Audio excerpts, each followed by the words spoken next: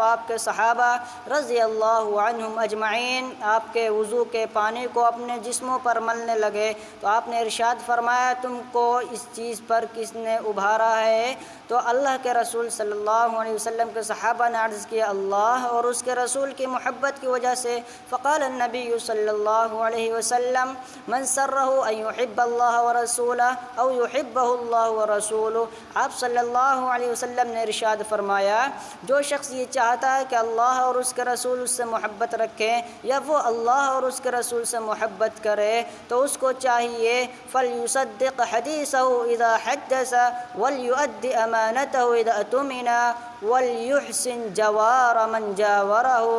اس کو چاہیے جب وہ بات کرے تو سچ بولے، جب اس کے پاس امانت رکھی جائے تو اس کو ادا کرے، اور پڑوسیوں کے ساتھ اچھی ہمسائیگی کا ثبوت پیش کرے۔ فقط والسلام